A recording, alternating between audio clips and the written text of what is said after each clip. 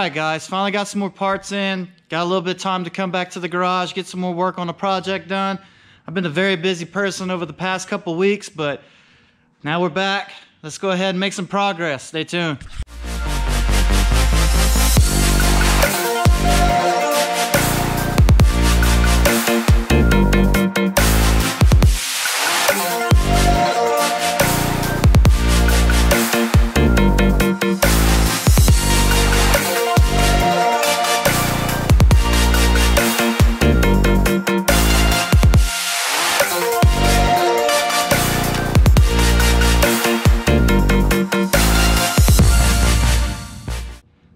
Alright, so I got some more fittings in for the drain situation, and what I decided to go with on the back side, they supplied me with a 45-degree bend on the rear head drain, but I wasn't too happy of how close it would ride with the seam of where the transmission mates to the engine block, so I went ahead and got a 60-degree bend fitting right here, and as you can tell, it gives me quite a bit more clearance right there. So the way that this engine is going to have to be installed into the chassis is I'm going to have to install the engine first and then stab the transmission in. So that being the case, I needed to get a little bit more clearance right there from whenever I go to stab it in, because it was riding pretty close to the seam right there. So I got that in, I put that on just to test fit it. It looks pretty good, looks like it's gonna work a whole lot better.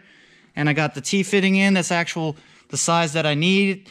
And I decided to stay with this 90-degree bend. I just turned it an extra 90 degrees to make it point that way.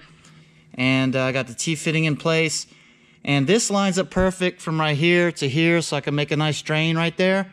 The only situation I'm coming into right now is this right here. I should have gotten me a 90-degree bend piece right here, that way it would be perfectly set up to where I can have the hose come down and then to this piece here. So I'm going to have to order me a 90-degree 10N fitting to finish off mounting the drain for the turbo. And it's just one of those things that's kind of like, you know, trial by error until I get the right situation, the right setup. So I know that I need that piece, so I'm gonna have to order that. But I got me a feed line in. It's got a 90-degree bend. This one is 18 inches long, and it's gonna go perfectly to where I need it to go, right here to there. You can see that.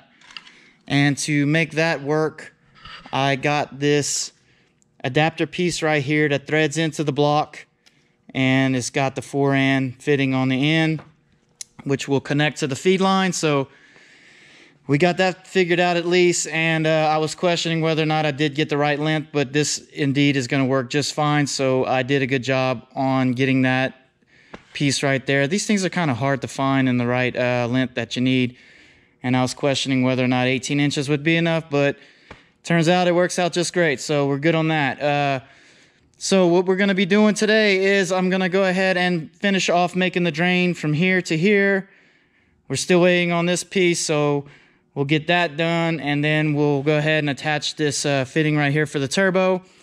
And then at that point, we're going to stop on the engine for now, and then we're going to turn our attention to the actual car itself. We're going to go ahead and take the fenders off, start eliminating the evap stuff underneath the fender wells, and then we're going to go ahead and start taking apart the stuff inside of the engine bay in order for me to start sanding and stripping the rust that's in the back corner, and start prepping this thing, getting it all ready so I can prime it, paint it, and then we'll get to getting this engine finally put into the car. So let's go ahead and see how far we can get today, and let's get a lot of things knocked out.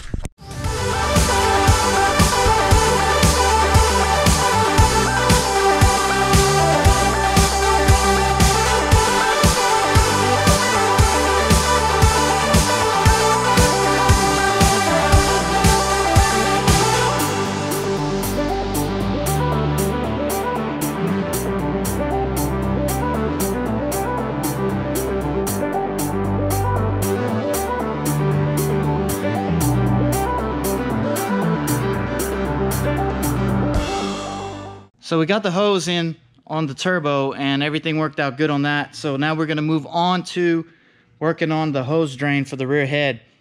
And as you saw earlier, I have the hose right here. And basically what I did is I used these cutters like this. Now this cutter right here, I got this at Ace Hardware, and it's a little bit pricey, but the way that it works is hose goes through the middle right there, and then you cut it, and you need something like this basically to cut those hoses. I've seen people tape them off and use like a angle cutter, but these work pretty much very well for doing hoses, so that's what I've been using, and I stick to what I know works. So anyway, now that I got the hose cut out to the proper length, hopefully, the way an end fitting works is basically this piece right here slides over the end of the hose, and then from here it threads onto this piece right here, and it slides in over this when this threads in and pinches it down and creates a seal. So basically that's all there is to an end fitting. And the problem with putting these pieces on these steel braided lines is as soon as you take this tape off, the end frays out. Now I usually have a cool tool right here, but I don't have the size for a 10. I got 4 through 8, and this tool right here is really good for installing those pieces onto the hoses because it has a funnel piece right here. You install this piece into the plastic tool housing, and then you just rotate it and push it in, and it'll slide into this piece with just a little bit of effort. But anyway, so I don't have the right size, and for that, what I like to do is just have one wrap around of electrical tape on the end right there, and I leave it on there to keep it from fraying out, and I push it in that way, and from there I just make sure that it doesn't back out once I start threading it on, and as long as it don't back out, it'll be fine sealing it. So I like to do that whenever I do install them. You're not supposed to do it, but I hadn't had a problem doing it that way before, so that's what I'm going to go ahead and do. Let's go ahead and get this all put together, and then we'll go ahead and put it on the engine and see if I got the length right. So, all right, just a quick update.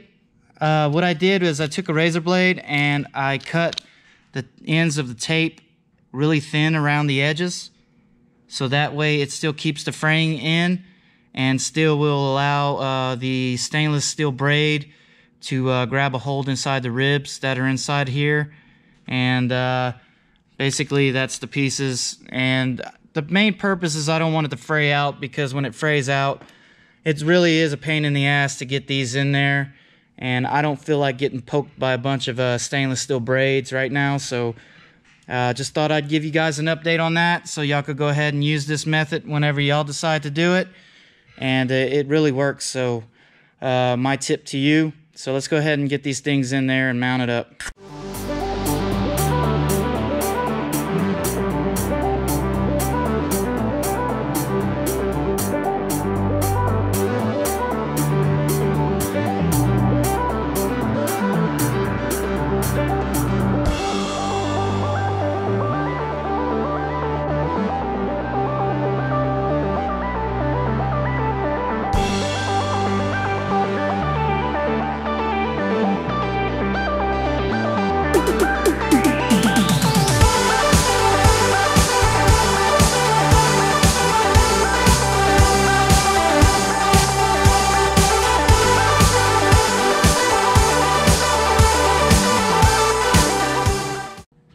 Alright, as you can see, the end result came out really nice. Connectors went on nice and easy. And what I like to do is, as you saw in the previous clip, I use bearing grease on the tips, and then I use a straight pick, and I scoop up a little bit, and I make sure I get it in the inside of the rubber hose inside right there on the ends. That way, whenever I go to slide it in, there's not a whole lot of friction, and it'll go in a lot smoother, and things go in just a lot easier that way, I found. So you can use that tip whenever you go ahead and install end fittings on a steel braided or a nylon hose even. It works for both applications, and in the end it comes out pretty nice, and I'm pretty happy with the results. It's a nice custom hose right here. So now that this is together, we're going to go ahead and test fit it to the drains and see how well it mocks up. So let's go ahead and take care of that.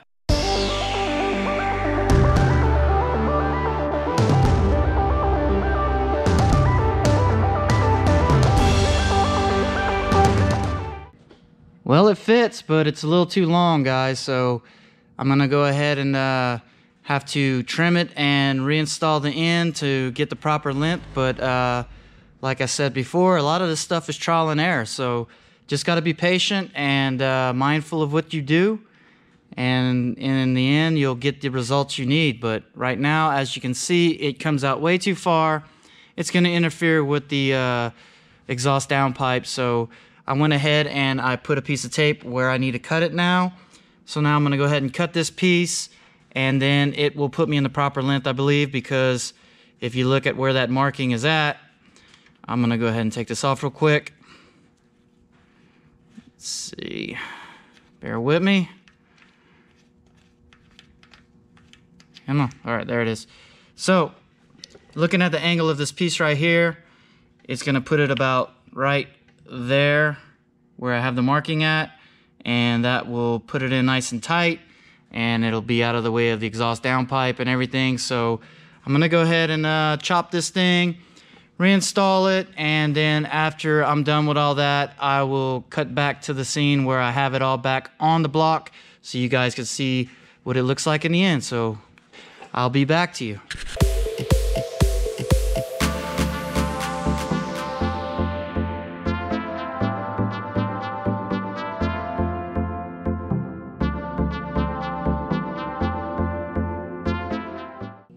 Well guys, I guess second time's a charm. I got the length right, and it's on loosely everything right now, but if I was to twist this more and bring it towards the block, it would even tighten up the bend and everything so it doesn't interfere with the downpipe. I really wish that I had the proper end fitting for this, that way I can finish off the drain on the turbo, but not a big deal. I'll order that and we'll get that in, and we'll tackle that once I get the part in. But I did get a couple other packages in, and I got some 6N steel braided fuel line because I'm undecided if I'm going to go the nylon or steel braided. Here's the nylon, that's the steel braided, and I did pick up some Vibrant 5/16 tube adapters to 6N fittings for the feed and return line. I'll be able to adapt these to the hard lines and be able to route and plumb the fuel system. So in order to do that, we got to get things started on this car, but I did get a Summit Racing fuel filter to get rid of that bulky fuel filter. So kind of gathering up all the pieces I need, so when it comes time to tackle all this stuff, we'll be covered on that. I still got to get me a fuel pressure regulator, but that is yet to come. I'm going to order that this week. And if you notice, I was using the vise to do the and fittings on the hose, and I have these little coupler pieces right here. They're magnetic, and this is a nylon fitting right here, and they just magnetically clamp in place, and it allows you to vise down on the end fittings without damaging them. And they did come with a nylon and an aluminum piece right here. Nylon, you're guaranteed not to mess up your fittings, so I use the nylon. I recommend getting this if you're going to be messing with end lines, and it makes your life a whole lot easier when it comes time to twisting in the hoses, as you saw in the earlier clips. But anyway, I'm going to go ahead now, and I'm going to move the car back because I can't lift it on the lift. The pinch welds where I got to lift it up is in the way of taking off the fenders. So I'm just going to move it back, jack it up.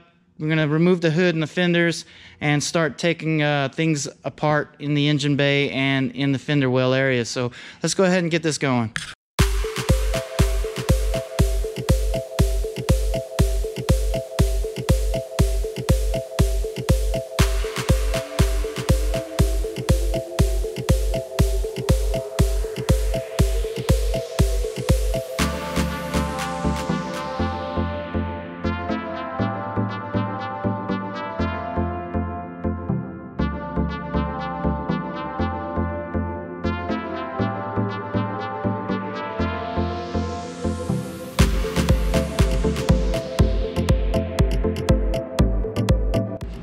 So we got everything jacked up now. I got the hood off of the car, and I guess the first thing I'm going to start removing is the crash bar up front. 12mm bolts right there, 3 on each side.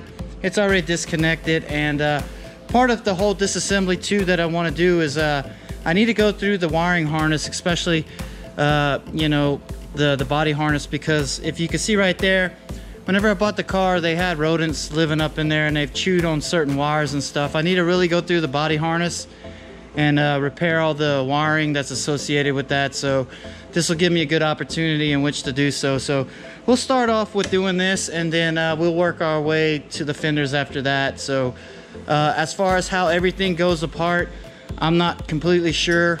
I haven't done it on a 300Z in a while, so we'll get to taking the wheels off so that I can gain access to the fender wells and everything, and then we'll just have to just look at everything, how it's laid out, and take it apart as such. So I'm not going to do a whole lot of explaining on this because it's kind of self-explanatory, just unbolting things and removing things one by one. But you can take a good look at the engine bay, how everything is, and I'm just going to keep stripping on this thing, and I'll do time lapse and whatnot, but you guys get the idea of it. We're just gonna start taking things apart so I can expose things and then just start disassembling them.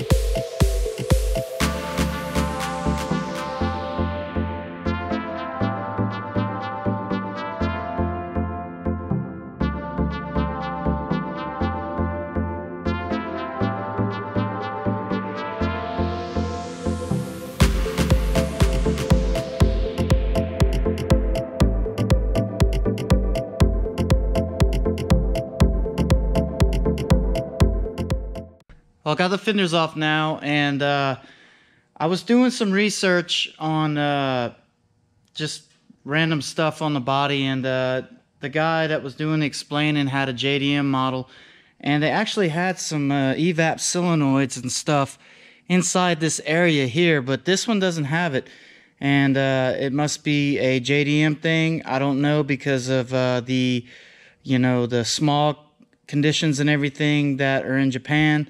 I'm not sure, but this seems to have no evap stuff tucked underneath the fender well area, so that's a good thing for me though. And anyway, it needed to be done because I have to clean all this stuff up, and as you can tell, all the nasty debris that's on the ground, and also what was hiding underneath the fender here, you know, it needed to be done, and this will give me a good, you know, a good chance to power wash all this clean whenever I do get things stripped down out of the engine bay. But I noticed I have an adjustable camber arm right here, which I'm not going to use anyway. I'm going to get new ones, but I noticed I have that on one side, but the other side's factory. And looking at the strut rod right here, you can tell it's busted out, and it's a no-go. So I'm going to buy a full polyurethane bushing kit for the car, and be able to replace a lot of those factory bushings with polyurethane. So this is going to give me a chance to kind of go through everything and make sure everything's in order. But all in all, that's what you got to expect when you buy a shell. You know, it's been sitting outside, and plus had rodents living in it and stuff like that. So anyway, yeah, so the fenders are off now. That's good. I did notice on this fender here that, you know, people don't pay attention when they lift vehicles up. They just go underneath and just start lifting, and this is what happens. And this is typical on 300ZXs. They push in the pinch weld and everything. So this will give me a chance to bend the pinch weld and straighten it back out and everything, and get the bottom of the fenders right, so I can take care of all that. But anyway, I'm gonna go ahead and start ripping on this thing as much as I can for this afternoon, and get as much out of the engine bay as I possibly can. And then whenever time's up, and I'll continue on for another day. So I'm gonna go ahead, take the vacuum cleaner, vacuum this up, start ripping stuff out of this thing, and when I'm all done for the afternoon, I'll get back to you guys.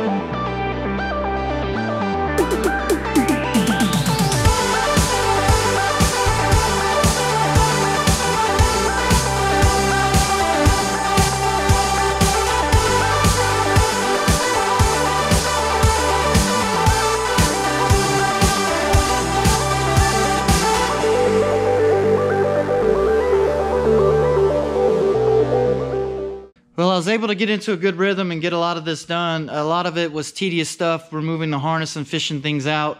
And I was able to fish out the problem part of the body harness, and that is this part right here. I had to undo it where it connects to the radiator support and be able to fish all that out and cut the loom back and stuff like that so that I can expose the problem. And that's what I was talking about earlier, where the rodents got in there and chewed on the body harness. Now I can see where all of them go, and it's very repairable. I'm going to go ahead and solder in some new wiring, take care of all that, and put some new loom on it and wrap it up, make it look OEM fresh. So that's not a really big deal. So I was able to take the fuse box panel and fish it through the hole right there so that I can free all this area up, because I'm going to have to remove the spot welds and get this tray out so that I can take care of the rust underneath it as well.